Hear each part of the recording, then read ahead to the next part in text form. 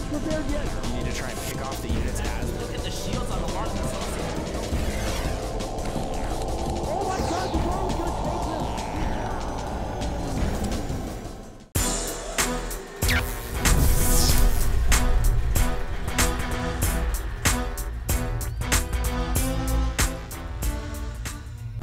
Hey everybody, I am Artosis. Alongside me, the amazing, the handsome, the flying man, Tasteless. Hi.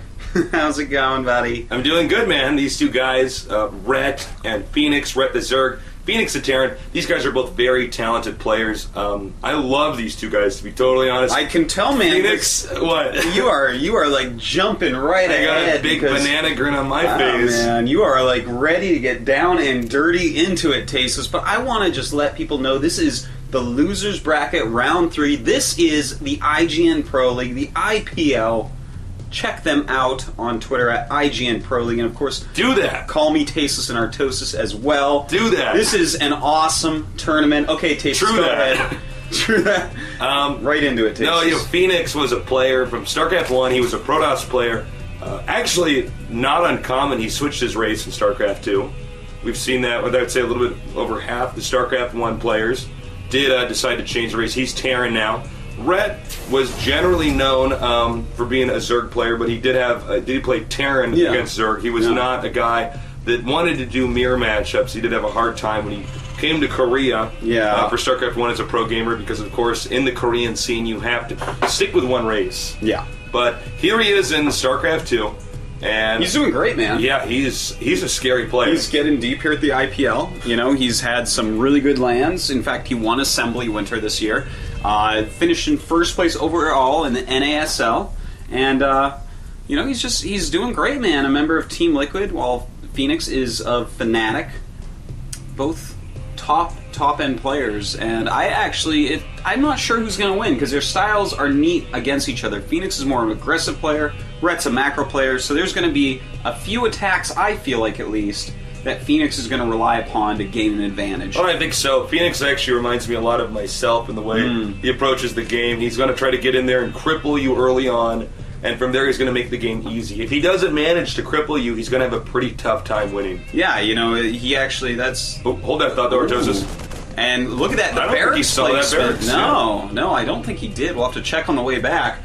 But basically, that's really smart. If you see just one barracks, you're like, oh, it's an expansion build. And then you might not make as many Zerglings. It might do more damage. And as we see, he does not. Oh my god. Absolutely awesome placement. Has no idea, Tasteless. No idea. But he does see this bunker. Will Rhett be able to hold? We're going to find out. This is really good bunker placement, hugging the wall. The spine crawler is on the way. So Rhett did spot the second barracks. He doesn't have a ton of time to react. Seconds really do turn into into miles in a matchup like this one. Well, here come the drones, and we'll see how Rhett handles this. Going after that SCV first. Nice micro, pulling the drone back. Does not want to lose anything. Zergling's coming out now, and very nice dancing so far. Still no drones lost. That's pretty important. Going after that SCV once again. Does not want this to finish, and no, it will not. Kills off the SCV, and still no drones lost. Only Zerglings, and the spine crawler gets up. That should be just about the end of this rush. Very nice hold by Rhett. Yeah, Rhett's doing a good job. The Marines are still in here, still doing some damage. He's got to be careful, because that queen is getting a little bit low. The spine crawler, pulls back. Well done. And I think that basically does it, Artosis. It looks like Fenix Rhett survived. Yeah, Fenix going for his command center now. We see 21 drones to 18 SCVs. 7 Marines out, but, you know, Rhett's fine. He has that spine crawler, he has a queen and some drones. Not very likely for those 7 Marines to really do much damage here. No, they shouldn't. In fact, I would not be surprised if Terran turns around. But as I say that, take a look here, Artosis. He's actually moving forward. Yeah, that's a little bit dangerous. He is taking out a few drones now, but gonna lose these Marines very, very easily, and Rhett smartly pulls back those last 3. No reason to keep fighting against the Marines. A queen can clean these up, and he does drop to 18 drones and now against 20 SCVs, but Rhett can now start making big rounds of drones because his opponent, Fenix, as we see, just walling in. No tech yet, no possibility to move out, and the best thing really Rhett could do right now is make another hatchery. Yeah, absolutely. As you can see, the Terran is doing a 3 barracks wall in. That's well, you're just not going to get in there, Artosis. Sorry, Artosis. Nah, dude, I wanted to your get hopes in, all but up. You can't do it, man. apparently I can't do it, man. It's just not realistic. My mom told me I could do anything, become anything I wanted, but Well, get she was past those lying. barracks, man. I don't know why your mom was a pathological liar, Artosis. I don't know either, dude. It's No, but- a terrible thing.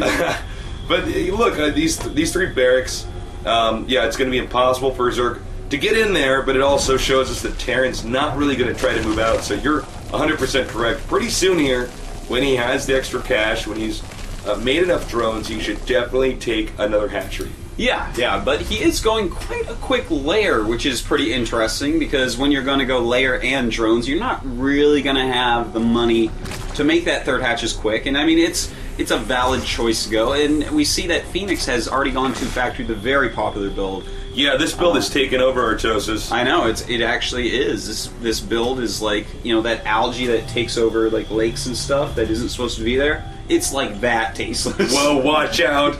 Watch out, Lakes, and watch out, Zerg. No, it's actually a great build. And I'm excited to see where exactly Red's going to take this game. One thing he can do is if he gets Mutalisks out in time, he's going to make these Hellions pretty much useless.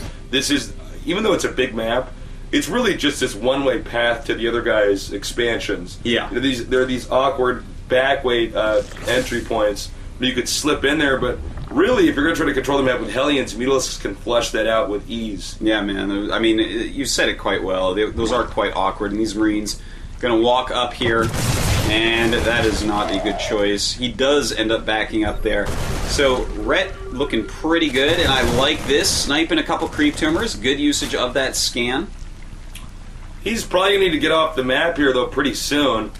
He doesn't have a lot of Marines, and looks like he may, in fact, end up losing all these Marines. Rhett, with a nice group of Speedlings, going to take these out.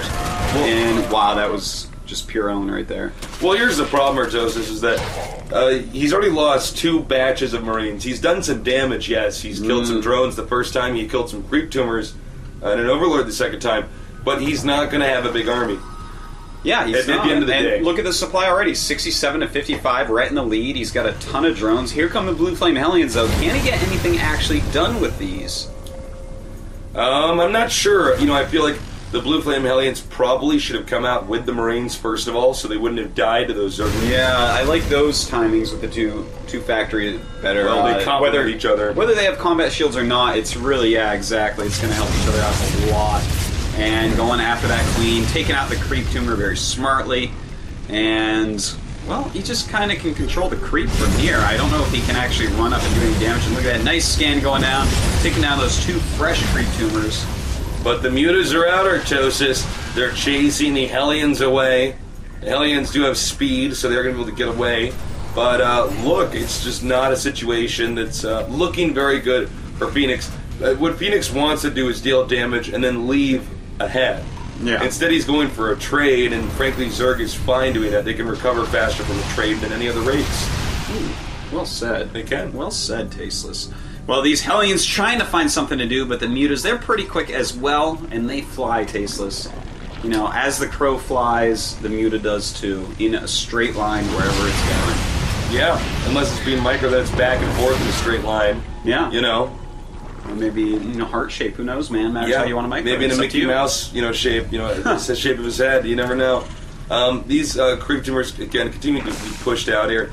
Looks like a little misclick right Yeah, I was going to there. say I don't know what the story with those drones was, but it looks like he fixed it, whatever it was. And, 10 meters out, 63 drones against 52 SCVs. So Fenix is actually doing a good job of keeping up on his SCV production, but Red, of course, pulling ahead on drones, and looks like he may be taking a 4th base momentarily here. Red's basically at that magic number for Zerg. It's about 65 or so drones. That's really when it's A lot of pretty people hard to lose. stop drones around there, especially someone like July Zerg. Some Zergs, though, prefer going up to even as high as 100 from time to time. Yep, I've seen check play. Yeah. And, Baneling's speed on the way. Cloak is done for Banshees, which is quite interesting. We don't normally see Cloak this late in the game. And 2 more facts. Looks like we're going to see Mech play. Interesting move here. I don't know if this is a good idea considering how behind he is. Actually, maybe it is a good idea because at least with mech you can turtle pretty heavily. Yeah, you can take that third and you get pretty cost effective. You just kind of have to watch out for mobility issues and broodlords. Now here's a surprise Banshee with clothes. We don't really see this. This is very Phoenix-esque. Yeah, this is kind of tricky here. I'm surprised he came in with 1 right there. Because, of course, with the layer up, that Overseer is going to get out. And it looks like he really wants to kill that Queen base. He has something against Queens. Not a fan of Queens, man. No. I'm like, Patriarch, no. What is it? Matriarch. Matriarch is... oh, man, I just read words. I never say them. No, that's the worst, man. I've had that before, too. I'm like, I got a good word to use in this cast, but I can't quite get it out. That's right. I'm suffering from fatigue right now. So, so the Mutas and the Zerglings, moving out around the map, this is probably an indicator with the Terran expanding to that location that he's really in a tough situation. He's taking an expansion that really hugs his base, not going down for the bottom left expansions. Ooh, and Rhett getting in with some Zerglings to take out a few SCVs. Phoenix quickly running them away, but Rhett has now seen 4 factories, so he understands, hey, this is a mech build. And against a mech build, of course, you're going to play a lot different than against other builds. You're going to have to abuse mobility a lot. Notice Rhett's getting his +2 Muta attack and just making a ton of Mutas with every little drop of gas he can find. Yeah, you're absolutely right. And of course, with a mech build like this, Thors are great. They're good units, but if you manage to magic box over them, the Thor is just going to be killed. It's simple. The Banshee over here, 3 kills on this Banshee. I don't know if this Banshee maneuver was actually worth it. No, I think it wasn't tasteless. Both Banshees put together, I don't think actually killed enough. They really did it. They killed a few drones and a Queen, and that's it. For all that gas, all those minerals, really not a worthwhile investment for Phoenix this game. So we see the supply, 170 for Rhett, 132 for Phoenix. Pretty standard. Rhett just bumping up his supply so quick with his sick macro. Really one of the best macro zergs in the world. He does have 4 bases. His creep spread, it's alright. And look at this. Now Phoenix deciding he wants to move out a little bit, but he's got to be careful. Baneling's going to be very good against these units. And magic boxing over those Thors. Beautiful move right there. The Baneling's coming in, and Rhett is going to be able to clean this all up oh so easily. Tasteless. That magic box right there was almost as beautiful as the magic box shirt on the handsomenerd.com. It was almost as beautiful. Maybe just slightly less. Just slightly less. Yeah. Now, here's the issue that I've been seeing with Phoenix is every time he attacks, he kills some stuff. Yeah, that's great, but he never has enough. Yeah, it's always basically Rhett that leaves with a victory in that battle. Yeah, you can't really lose little groups of units like that. That was an important group of units. You had Marines, you had Medevacs. He had a little bit of siege tankery. He had some Thors. Those are all expensive. They take a long time to build. Realistically, with this mech style play, Phoenix should probably wait till he maxes out and then hit a timing. Instead, he's sitting down at 105 supply, getting harassed by Mutas. He's in a terrible spot, and I'm not sure what you can do against a macro beast like Rhett from here. Well, the only thing you can do is not make that many mistakes early on. And unfortunately, he made too many mistakes early on. That's all there is to it. Quite true, Tasteless. Tasteless the wise. I know, right? And we have quite a few many Banelings. Yeah. Not like too many or so many. No, but I would say a reasonable amount of Banelings. A reasonable many of Banelings. Yes. And Phoenix, his army not that good. It's like a max Zerg against a Terran that, he's only got like 120, 130 right now. So it's looking a little bit rough. We do have a Hive on the way as well as the Glands. And yeah, man, look, that's a pitiful army actually against what Rhett has. And Rhett going in, he realizes this magic box those Thors, and here come the Banelings just rolling through absolutely everything. I guess that was so many because they take down a planetary. Oh my god, and that's it. Yeah, Checkmate. man. GG. GG, and in just a moment, on to game number 2.